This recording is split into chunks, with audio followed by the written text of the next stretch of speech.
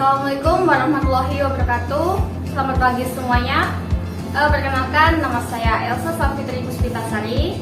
Pada hari ini kita akan belajar memahami prinsip kerja rem mekanik. Untuk materi selanjutnya kita nonton video di berikut ini.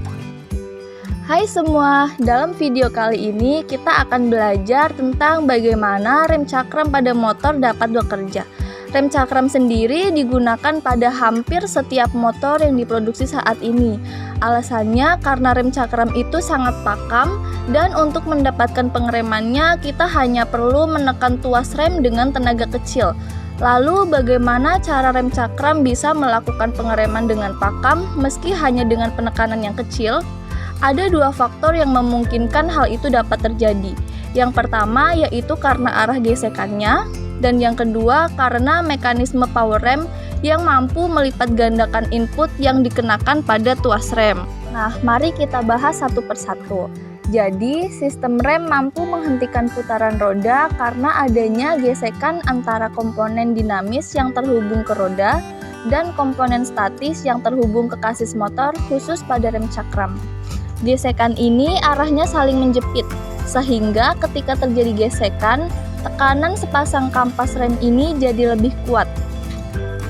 Tapi bagaimana cara menggerakkan kampas rem ini agar bisa menjepit piringan rem? Untuk urusan ini, kita memerlukan sebuah mekanisme penggerak rem. Selain berfungsi untuk menggerakkan kampas rem, mekanisme ini juga bisa melipat gandakan power yang kita berikan pada tuas rem. Mekanisme ini menggunakan hukum Pascal.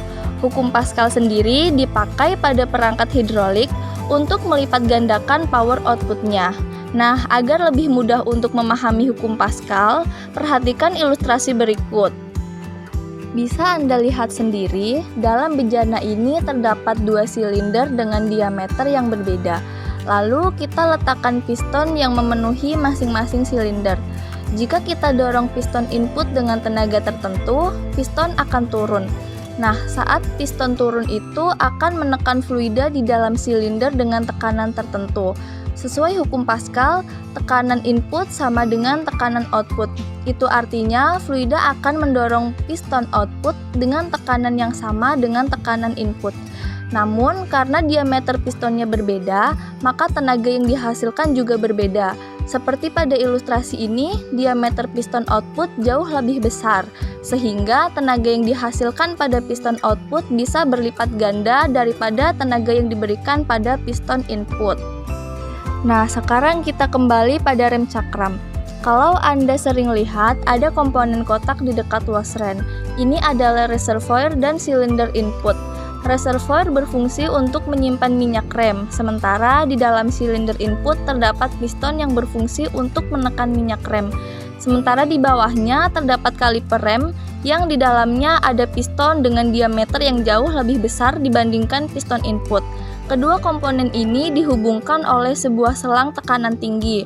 Ketika kita tekan tuas rem, piston input akan bergerak dan mendorong minyak. Kemudian minyak rem akan mendorong piston ke dalam kaliper, sehingga kampas rem bisa menjepit piringan rem dan terjadilah pengereman.